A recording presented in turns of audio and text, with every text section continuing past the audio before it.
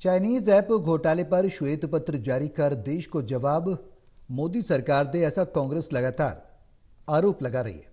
और Chinese app पर जो गुजरात में बड़ा घोटाला हुआ है उसको लेकर कांग्रेस केंद्र सरकार को घेर रही है।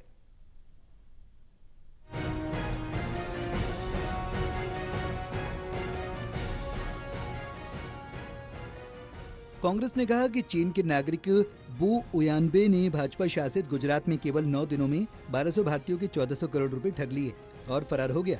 पीएम मोदी और गृहमंत्री अमित शाह विपक्षी नेताओं को निशाना बनाने के लिए जांच एजेंसियों का इस्तेमाल कर रहे हैं, मगर भारतीयों को लूटने वाले चीनी घोटालेबाज पर कार्रवाई नहीं हुई।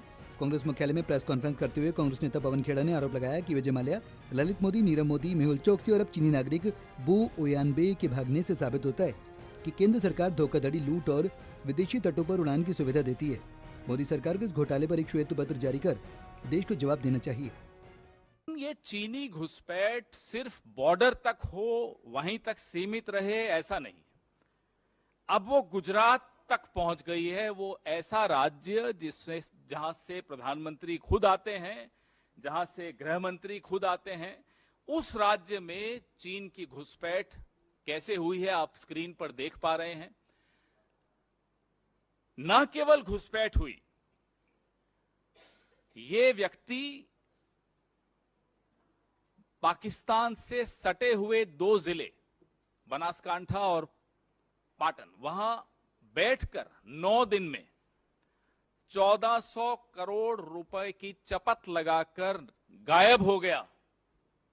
देखिए, लोगों की शिकायतें, 2022 की शिकायतें आपको स्क्रीन पर दिख रही हैं, जो इसके विक्टिम्स थे, जो शिकार थे इस स्कैम के। भोले भाले लोग, गुजरात के 1200 लोग इसके शिकार बने। और ये व्यक्ति, आप सोचिए कितना संवेदनशील इलाका है गुजरात के ये जिले जो पाकिस्तान से सटे हुए हैं, वहां एक चीन का व्यक्ति आता है और ये उस दौरान आता है जब प्रधानमंत्री महीने में 1 या 2 या 3 या 4 बार गुजरात प्रचार करने जा रहे थे चुनाव। उस दौरान ये स्कैम भी हो रहा था। पुलिस व्यस्त थी या पुलिस किसी दबाव में थी, ये क्या चल रहा था, इसका उत्तर आप लोग ही ढूंढेंगे। हम भी ढूंढने का प्रयास कर रहे हैं, लेकिन कुछ तो चल रहा था। नई दिल्ली कांग्रेस मुख्यालय में प्रेस वार्ता करते हुए कांग्रेस संचार विभाग में मीडिया और पब्लिसिटी के चेयरमैन पवन खेड़ा ने कहा कि एक चीनी नागरिक वू उयानबे 2020-22 में भारत में रहा। उसने एक नकली फुटबॉल सट्टेबाजी दानी डेटा ऐप बनाया। ये घोटालेबाज पाकिस्तान से सटे गुजरात के संवेदनशील इलाके में रहा। चीनी घोटालेबाज ने 9 दिन में 1200 लोगों से 1400 करोड़ रुपए की ठगी की और देश से भाग गया।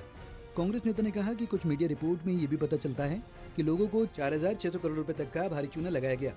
कांग्रेस नेता पवन खेड़ा ने कहा कि गुजरात सीआईडी के अनुसार पैसा दुबई और यूरोपीय देशों में भेजा गया। ये एक बड़ा हवाला घोटाला हो सकता है और पैसे का इस्तेमाल आतंकी फंडिंग के लिए किया जा सकता है। दिसंबर 2022 में ही सीआईडी ने एनआईए, ईडी और जीएसटी विभाग को भी जांच में शामिल होने की सूचना दे दी थी। फर्जी कंपनियों के नाम पर कई फर्जी बैंक खाते पंजीकृत किए गए।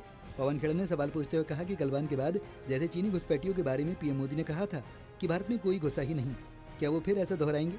भारत में कुछ चीनी ऐप्स पर प्रतिबंध लगाने के बाद मोदी सरकार अब चीनी नागरिकों को make Chinese apps in India के लिए आमंत्रित कर रही है। एजेंसियां चीनी नागरिक बू उयानबे और उसके डिजिटल घोटालों को क्यों नहीं पकड़ सकी? जब ठगी के शिकार लोग सोशल मीडिया पर अपनी दुर्दशा बता रहे थे, तब केंद्र सरकार कुंभकर्णी नींद क्यों सो रही थी? यूपी पुलिस ने इस ऐप को क्यों प्रमोट किया? पुलिस ये प्रचार किसके इशारे पर कर रही थी? लगातार ड्रग्स की बरामदगी के बाद क्या बीजेपी अब गुजरात को जुए के काले धंधे की ओर धकेल रही है? Pradeep Kumar, total news, Delhi.